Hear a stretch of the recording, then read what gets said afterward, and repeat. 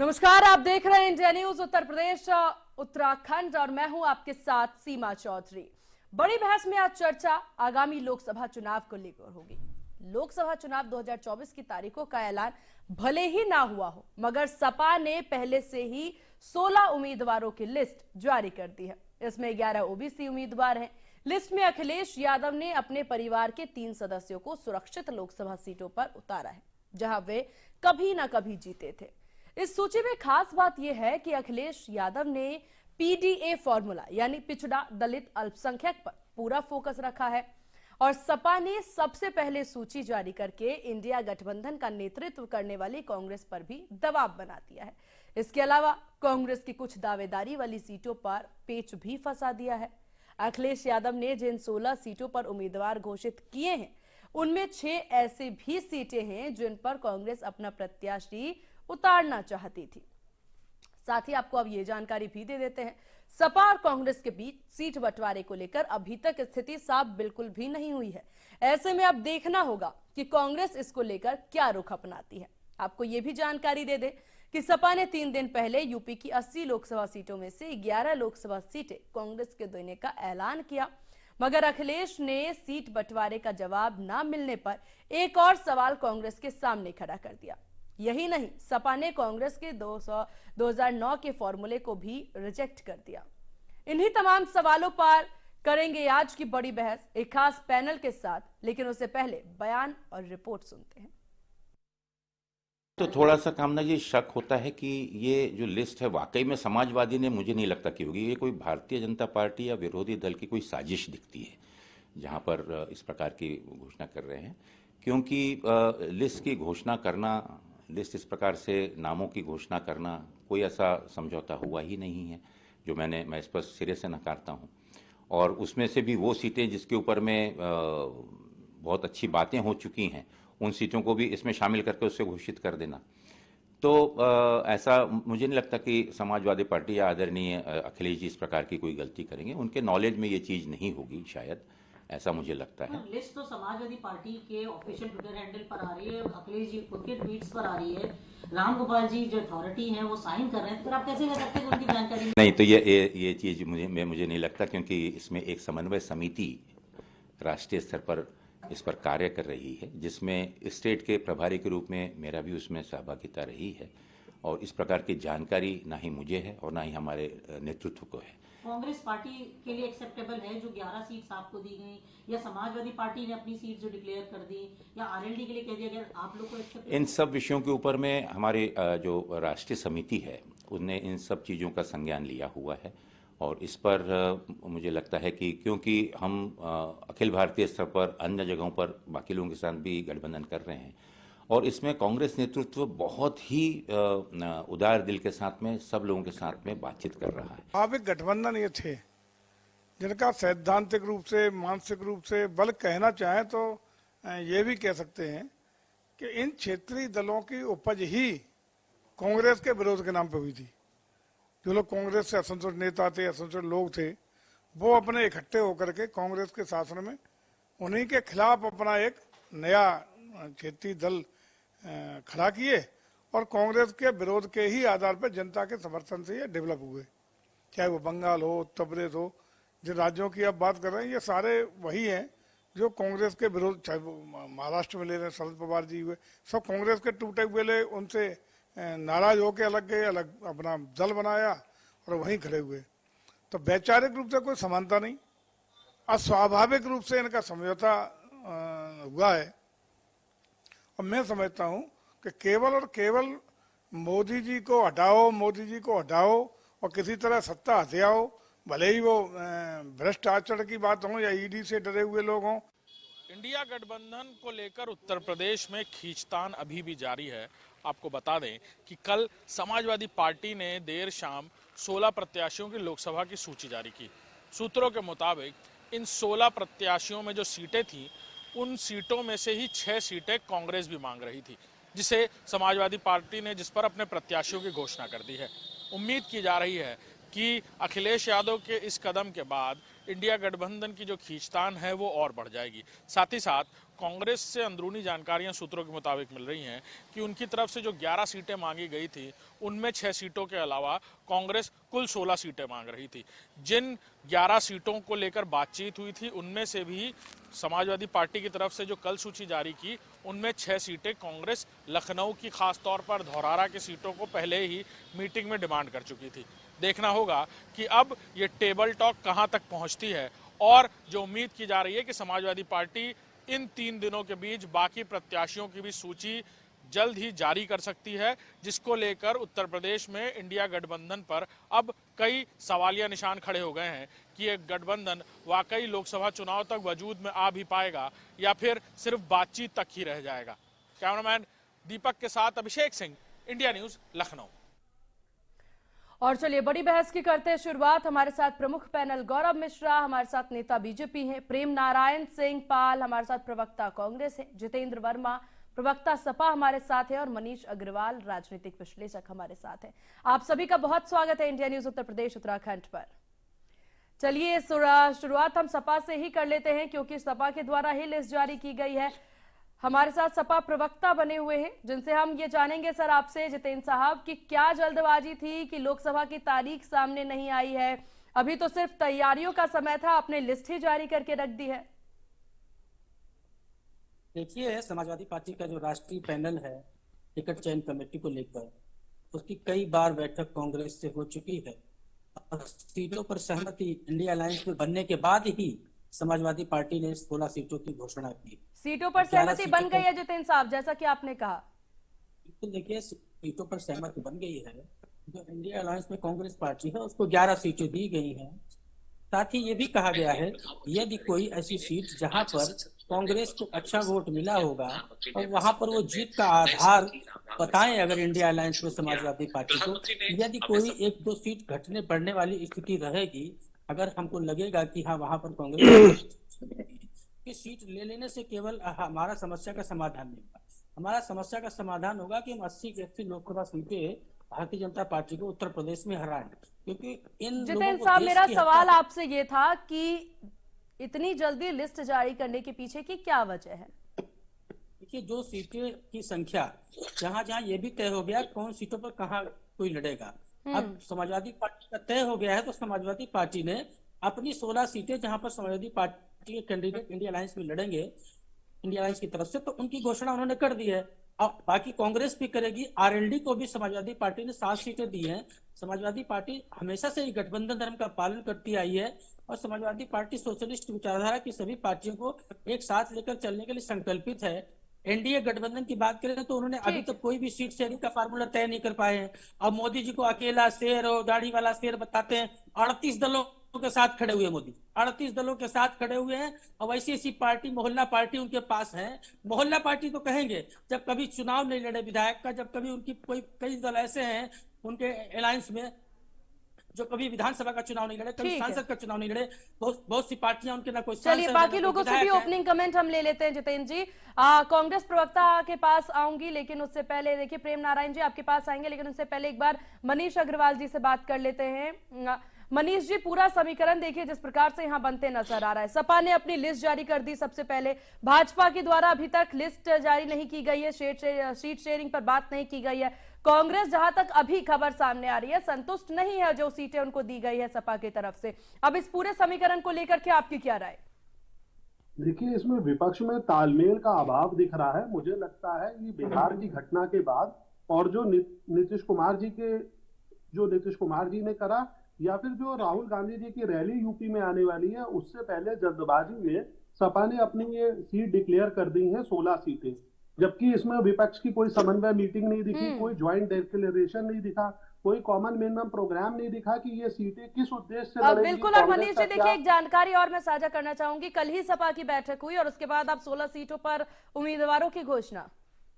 देखिए, ये सपा नहीं, ये सपा कांग्रेस की एक ज्वाइंट बैठक में डिक्लेरेशन होना चाहिए था। जैसा अभी आप अपनी न्यूज में दिखा रही थी शुरू में, कांग्रेस कह रही है कि ये लिस्ट में अभी और चेंजेस हो सकते हैं, कुछ सीटों की वो डिमांड कर रही थी सूत्रों के अनुसार। तो ये कॉमन मिनिमम एजेंडा के संग, कॉमन मिनिमम प्रोग्राम के संग डिक्लेयर होनी चाहिए थी कि हम कैसे बीजेपी का विपक्ष में सामना कर पाएंगे, क्योंकि बीजेपी के पास इस समय 64 सीटें हैं 80 में से यूपी में। मगर ये थोड़ा जल्दबाजी में लिए गए कदम दिख रहे हैं बिहार की घटना की वजह से, या जो झारखंड का घटनाक्रम है, और राहुल गांधी जी जो न्याय यात्रा लेके चल रहे हैं उसमें विपक्ष का कोई समन्वय नहीं दिख रहा। आपने देखा होगा बंगाल में उस रैली में ममता बनर्जी शामिल नहीं हो रही, जब यूपी में आएगा तो पता चलेगा कि कौन उसमें शामिल होता है नहीं होता है। मुझे लगता है कि अगर विपक्ष एकजुट होता और ये रैली न्याय यात्रा जो है इम्फाल से शुरू होती और उसमें विपक्ष के सारे एक एक बड़े बड़े नेता मौजूद होते और एक साथ होकर चलते तो भारत में एक बड़ा मैसेज जाता। अब अभी यही लग रहा है कि सीटों का कोई तालमेल नहीं है। अब चुनाव 100 दिन भी नहीं बचा है और सीटों का डिक्लेरेशन लोग अपने तरफ से इंडिविजुअल एक एक पार्टी अपना अपना कर रही है। ये तो एक कॉमन लिस्ट आनी चाहिए थी जिसमें कांग्रेस, सपा, आरएलडी तीनों के कैंडिडेट होते। बिल्कुल, और यही सबका मानना है कि एक कॉमन लिस्ट होनी चाहिए, एक बैठक होनी चाहिए, जिसके बाद नाम सामने आते तो इस गठबंधन को लेकर के लोगों की उम्मीदें और बढ़ सकती थी, लोग विश्वास कर सकते थे। चलिए आपके पास वापस आऊंगी मैं मनीष जी, और कांग्रेस प्रवक्ता प्रेम नारायण सिंह जी हमारे साथ हैं। प्रेम जी, आपने यहाँ पर राजनीतिक विश्लेषक है हमारे साथ मनीष जी, उनकी बातें भी सुनी, आपने अपने सहयोगी दल की भी बात सुन ली है, जितेंद्र वर्मा जी जो सपा प्रवक्ता है हमारे साथ, क्या कहना चाहेंगे आप? उन्होंने अपने उम्मीदवारों की लिस्ट जारी कर दी, उनका कहना कि 11 सीट उन्होंने आपको दे दी है, क्या आप उन्हें 11 सीटों से संतुष्ट हैं? क्या कांग्रेस को अब कोई और सीट नहीं चाहिए? नहीं, देखिए, पहली चीज तो ये है कि जो हमारे भाई जितेंद्र वर्मा जी कह रहे थे कि बैठक हो गई है, सहमति बन गई है, तो हमारे संज्ञान में ऐसी कोई जानकारी नहीं। बिल्कुल, क्योंकि ऐसी कोई बैठक हुई नहीं है। दूसरी चीज सब बैठक जो हुई है, लेकिन ये सीटों की सहमति का, कि ये सहमति के साथ सीटें जारी हुई है, ऐसा कोई संज्ञान नहीं है और न ऐसी कोई बैठक है। और दूसरी चीज, सबसे बड़ी बात ये आती है कि यहाँ सवाल उन्हीं से बनता है जिन्होंने सीट जारी की है, जिन्होंने लिस्ट जारी की है, जो घोषणाएं कर रहे हैं, तो सवाल उन्हीं के साथ बनता है। रही बात कांग्रेस की, कांग्रेस पार्टी से लोग जो अपेक्षा रखते हैं, जो लोगों की सोच रहती है कांग्रेस पार्टी के साथ कि कांग्रेस पार्टी राष्ट्रीय पार्टी है, कांग्रेस पार्टी को अपना हृदय विशाल रखना चाहिए, कांग्रेस पार्टी को गठबंधन धर्म निभाना चाहिए, तो कांग्रेस पार्टी इन सारी चीजों का ख्याल रखते हुए, गठबंधन धर्म का नियम का भी पालन करते तो हुए, कांग्रेस पार्टी बड़ा दिल दिखाते हुए क्या सैक्रिफाइस करने वाली है उत्तर प्रदेश में? क्योंकि राष्ट्रीय पार्टी है तो उम्मीद भी ऐसी ही रखी जाती है। पहली चीज ये है, सबसे पहली बात तो ये है ना कि अभी इंडिया परिवार की कोई इस प्रकार की बैठक नहीं हुई है जिसमें जो कार्य समिति इंडिया परिवार की हो, जिसमें सीटें विधिवत घोषित हो गई हो, कि जिसमें हुआ हो। और ये अब जैसे भी हुआ है, ये इसकी तो जिम्मेदारी माननीय अखिलेश जी और समाजवादी पार्टी के लोग भी दे सकते हैं कि ये बैठक कैसे हो गई, या हो सकता है कि भाई हमें जानकारी ना हो, हमारे नेतृत्व को जानकारी ना हो, कुछ और तरीके से हो गई हो, तो इसकी जानकारी बड़ी विशेष रूप से दे सकते हैं। आप लोग बोलेंगे कब फिर इस विषय पर? धर्म का नियम पालन कर रही है और कांग्रेस पार्टी प्रेम साहब, आप लोग बार बार ये बात कह रहे हैं कि ऐसी कोई बैठक नहीं हुई, हम सीट को लेकर संतुष्ट नहीं है, आपके आला कमान इस पर खुलकर कब आएंगे भाई? नहीं, हमने क्या कहा कि कुछ कह ही तो नहीं रहे हैं आप। की बात तब होती है, संतुष्ट और असंतुष्ट की बात तब होती है जब किसी मुद्दे पर हमारी चर्चा आपके साथ होती है ना। जब हमारे संज्ञान में इस प्रकार की कोई बैठक हुई ही नहीं है जिसमें सीटें क्लियर हुई है, तो इससे ये क्या होगा, इसकी बेहतर जानकारी माननीय अखिलेश यादव जी ही दे सकते हैं। प्रेम जी, एक चीज समझिए, यहाँ पर डिक्लेरेशन जो है वो बिल्कुल खुले तौर पर हो रहा है, फिर चाहे 11 सीटों का डिक्लेरेशन हो या फिर सपा के द्वारा जो 16 सीटों पर अपने उम्मीदवार की घोषणा हो, खुल के ये बात सामने आ रही है। तो हम यही उम्मीद करते हैं कि कांग्रेस भी खुल करके इसकी सहमति में है, कांग्रेस असहमत है, कांग्रेस क्या कहना चाहती है। जब तक आप खुल के बोलेंगे नहीं, तब तक समझ कैसे आएगा? नहीं, हम तो सारी चीजें पहले क्लियर होने देते हैं, क्लियर होती है सारे। इससे ज्यादा क्या क्लियर करेंगे? चलिए ठीक है। कांग्रेस का देखिए, कांग्रेस का स्टैंड एकदम क्लियर है और साफ सुथरा है। कांग्रेस स्टैंड ही तो नहीं दिखा रही, यही तो समस्या है। चलिए ठीक है, नेता बीजेपी हमारे साथ है गौरव जी, नेता बीजेपी गौरव मिश्रा हमारे साथ है। ठीक है प्रेम साहब, करते हुए आगे बढ़ रही है। चलिए ठीक है प्रेम साहब। गौरव जी हमारे साथ है। गौरव जी, यहाँ पर हालांकि जो भी सपा कांग्रेस में चल रही हो, लेकिन एक सवाल यहाँ आपसे भी है कि सपा ने सबसे पहले उम्मीदवारों की घोषणा कर दी है, 16 उम्मीदवार निकाल दिए हैं, सेफ सीट भी अपने रिश्तेदारों को देते अखिलेश यादव नजर आ रहे हैं। और उसके साथ ही सपा प्रवक्ता ने एक सवाल खड़ा किया था कि एनडीए की गवर्नमेंट में 38 ऐसी छोटी पार्टियां हैं, किसी को भी पार्टी में शामिल कर लेने की बात तो वो कहते नजर आए एनडीए के लिए। क्या कहेंगे आप?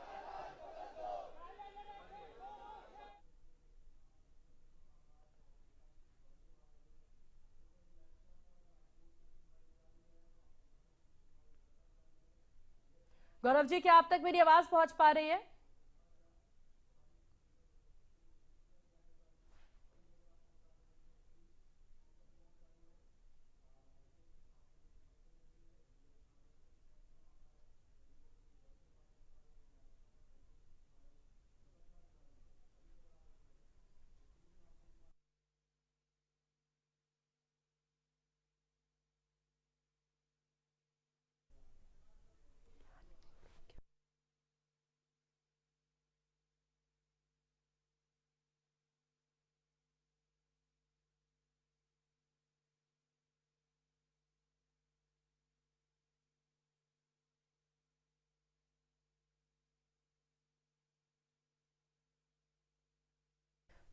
तो अपने पैनल की तरफ हम बढ़ेंगे, लेकिन उससे पहले आपको ये पूरा जो इस वक्त उत्तर प्रदेश की राजनीति में चल रहा है एक बार फिर से हम वो समझने की कोशिश कर लेते हैं।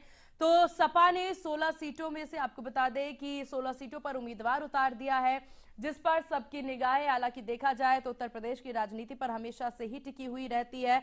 और उसी पर अगर आपको बता दें कि इस वक्त जो स्थिति चल रही है उसमें यह चल रही है कि लोकसभा चुनाव की तारीखों के ऐलान से पहले ही सपा ने 16 उम्मीदवार की लिस्ट जारी कर दी और इसमें उन्होंने 11 ओबीसी उम्मीदवार भी लिस्ट में रखे हैं। अखिलेश यादव की अगर बात कर ली जाए तो पीडीए फॉर्मूला यानी कि पिछड़ा, दलित और अल्पसंख्यक फॉर्मूला पर पूरा फोकस इस लिस्ट में देखा जा रहा है।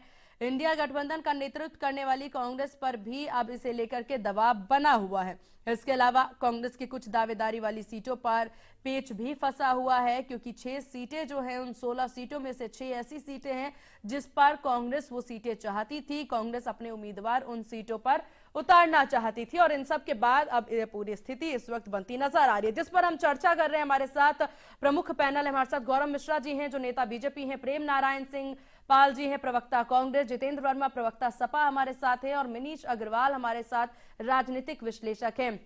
गौरव जी, आप ही से बातचीत हो रही थी अभी, जहां हमने बताया कि कांग्रेस का क्या कहना। सपा का एक सवाल था कि आप अपने एनडीए गठबंधन जो है आपका एनडीए के दल जो हैं वो सीट बंटवारा सही से नहीं कर पा रही, छोटी छोटी पार्टियों को आपने अपने टीम में ले लिया है, ऐसा कहना सपा का। और साथ ही साथ मेरा ये सवाल आपसे कि 16 सीटों पर सपा ने उम्मीदवार उतार दिया, आपसे आगे सपा चल रही है? हाँ बिल्कुल, पहले पाला छूने का जो एक रेस है वो विपक्षी दलों में आपस में दिखाई दे रहा है, क्योंकि जो इंडी गठबंधन का एक पाखंड था वो खंड खंड हो रहा है पूरे देश में, आपने देखा होगा। और भारतीय जनता पार्टी एक सूझबूझ के साथ, एक व्यापक प्रबंधन के साथ काम करती है। और एनडीए के जो अलायंस, जो घटक दल हैं, कभी आपने नहीं देखा होगा कि सीट शेयरिंग को लेकर के कभी हमारी लड़ाई जो है सड़कों पर आई हो। इस प्रकार से, जिस प्रकार से कांग्रेस अपने आप को इस प्रकार से प्रस्तुत की, जैसे उसका झंडा ढोने का काम, राहुल गांधी जी के पीछे चलने का काम सारे क्षेत्रीय दल करें, वहीं सारी क्षेत्रीय दलों ने इस प्रकार से कांग्रेस को ट्रीट करना शुरू किया जैसे वो अछूत हो और हमारे क्षेत्र में ना आवे, और जो थोड़ा बहुत भी उसका हिस्सा, जो भी वोट शेयर उसका उस प्रदेश में है, उसको भी उसका ट्रांसफर उसको मिल जाए। तो एक प्रकार का अंतर संघर्ष विपक्षी दलों में दिखाई दे रहा है, जिसका परिणाम आप देख सकती हैं कि समाजवादी पार्टी बिना किसी सलाह के प्रत्याशियों की घोषणा करती है, आम आदमी पार्टी बिना किसी सलाह के प्रत्याशियों की घोषणा करती है। वहीं पश्चिम बंगाल में ममता जी और कांग्रेस के बीच में तालमेल नहीं दिखाई देता है। राहुल जी की यात्रा में कहीं भी आपस में सूझबूझ विपक्षी गठबंधन में नहीं दिखाई देता है। इसलिए भारतीय जनता पार्टी पर आरोप लगाने के पहले 100 बार सोचने की आवश्यकता है, क्योंकि भारतीय जनता पार्टी एक ऐसी पार्टी है जो खुद अपने दम पर पूर्ण बहुमत प्राप्त करने के बाद भी अपने सभी घटक दलों का बराबर सम्मान करती है और सरकार में एक फेयर शेयर के आधार पर उनको हिस्सेदारी देती है। इसलिए हमारे यहाँ इस प्रकार की कोई समस्या आनी ही नहीं है, इस पर चर्चा भी नहीं होनी है। इसलिए यह अपना घर देखे, उनका घर कब टूटेगा उसकी चिंता करें, भारतीय जनता पार्टी के बारे में सोचने की आवश्यकता नहीं है। चलिए इस सबसे पहले और दूसरा एक विषय और बता दें, 80 में 80 बाकी सब फुस्सी, ये स्थिति उत्तर प्रदेश में होने वाली है। ये कितना भी आएंगे जितेंद्र साहब, आएंगे पहले आपके बाद पास। में आंख मिचौली खेल ले, उससे कोई फर्क नहीं पड़ता। चलिए ठीक है। यहाँ गौरव जी एक चीज और देखिए, 16 में से 11 ऐसी सीटें, जितेंद्र जी इस सवाल के बाद आपके पास आते हैं, 11 सीटें ऐसे हैं जिस पर सपा ने ओबीसी फैक्टर पर काम किया है, यानी सपा उन फैक्टर्स को, पीडीए फॉर्मूला पर भी काम कर रही है, उन फैक्टर्स को छूने का काम कर रही है जो कि चुनाव में, जो कि रिजल्ट में एक अहम भूमिका निभाएंगे। इस रणनीति पर आप कैसे उतरेंगे?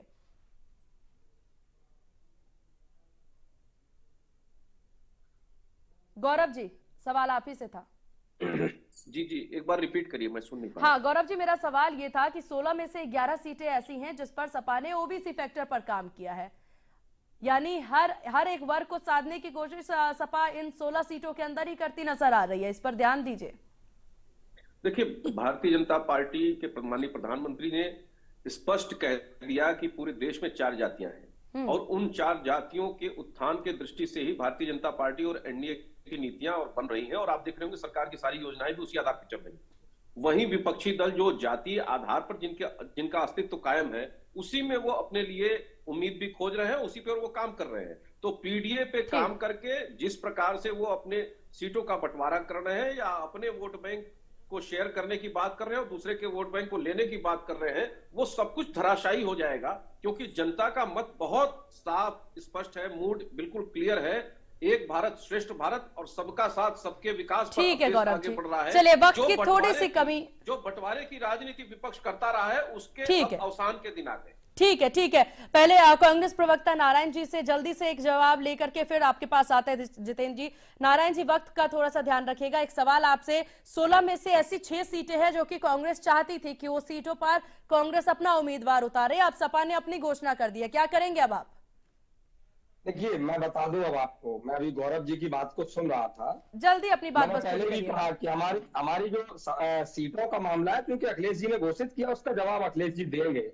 लेकिन मिश्रा जी जिस बेबाकी से अपने आप को पाक साफ बता रहे थे, तो हमारे साथ जो हमारी सोच है, हमारी चिंता ये नहीं है कि सीट शेयरिंग का क्या हो रहा है, वो हमारी वर्ग सब जो कार्य समिति वो तय करेगी। हमारी चिंता ये है कि जो अपने आप को ये बताते हैं, सबको छल प्रपंची बताते हैं, उत्तर प्रदेश के समाचारों को आप देखते होंगे, आजकल ये सामूहिक विवाह शादियां करवा रहे हैं, कार्यक्रम करवा रहे हैं, वहां लड़कियों की शादी लड़कियों से करवा रहे हैं, और ये मीडिया में, सोशल मीडिया में दिख रहा है। चलिए ठीक है प्रेम नारायण जी, आप मुद्दे से दिख रहा है। नहीं सुन लीजिए, अब उनके बारे में थोड़ा सा जब देखिए हमारे पास वक्त की कमी है, जितेंद्र जी बहुत देर से बोलना चाह रहे थे। कार्यक्रम देखिए। चलिए ठीक है प्रेम नारायण जी, आपने कह दिया आपको सीट शेयरिंग की चिंता नहीं, हम समझ गए आपको कोई चिंता नहीं है, सपा आपको कितनी भी सीटें दे दे कोई चिंता नहीं है आपको। चलिए ठीक है जितेंद्र जी जल्दी अपनी बात पूरी करें। देखिए, बीजेपी एक तानाशाह दल है। अब ये कह रहे थे हमारा सब दल में बहुत अच्छा है, ये क्या करते हैं, जो उनके साथी दल हैं जब वो नहीं मानते हैं तो उनके 4-5 विधायक की पार्टियां हैं, एक विधायक एक सांसद की पार्टियां हैं, उसको तोड़ फोड़ करके अपने में मिला लेते हैं। वहां फिर उस पार्टी का राष्ट्रीय अध्यक्ष अकेला ही बसता है। इनको जब जहां सत्ता नहीं मिलती है तो अजीत पवार जैसे भ्रष्टाचारी को ये मुख्यमंत्री बना के वो सीपीएम को तोड़ लेते हैं। जब शिवसेना से इनकी नहीं पटती है सीट शेयरिंग पर या अन्य मुद्दों पर, तो शिवसेना को तोड़कर शिंदे को मुख्यमंत्री बना लेते हैं। जब बिहार में इनको डर, सुनिए, जब इनको बिहार में डर लगता है तो नीतीश जी को तोड़ लेते हैं, और ईडी सीबीआई के द्वारा विपक्ष के नेताओं को जेल भेजने का प्रयास करने लगते हैं। इनमें कोई समन्वय आपस में नहीं है। 80 की 80 लोकसभा सीटें ये हारेंगे। पीडीए का जो फार्मूला है उसको समाजवादी पार्टी के राष्ट्रीय अध्यक्ष ने कैंडिडेट घोषित किए हैं। 4 कुर्मी है, 3 यादव है, देश की जनता जीतेगी, है, भ्रष्टाचारी हारेंगे, पिछड़ा दलित चलिए ठीक है आप सभी का बहुत शुक्रिया इंडिया न्यूज उत्तर प्रदेश उत्तराखंड को अपना कीमती वक्त देने के लिए। तो सपा ने 16 महारथी उतार दिए हैं, लेकिन ये 16 महारथी, ये 16 वो अहम सीटें हैं जिसमें 6 सीटें कांग्रेस भी चाहती थी कि 6 सीटें उनको मिले। अब देखने वाली बात होगी, 11 सीटें अखिलेश यादव ने कांग्रेस को दे दिया है। अब क्या उस कांग्रेस जो है वो 11 सीटों पर ही सिमटेगी या फिर कांग्रेस अभी और भी उम्मीदें यहां पर जताती नजर आएगी, देखने वाली बात होगी। लेकिन सबसे बड़ी बात, सपा ने अपने उम्मीदवारों की घोषणा कर दी। पीडीए फॉर्मूला अखिलेश यादव के द्वारा, देखना होगा कि अब भाजपा किस तरह का फॉर्मूला निकालती है या फिर भाजपा की रणनीति क्या इससे अलग होती है या इससे मिलती जुलती ही होती है। फिलहाल बड़ी बहस में बस इतना ही। बने रहिए इंडिया न्यूज के साथ। नमस्कार।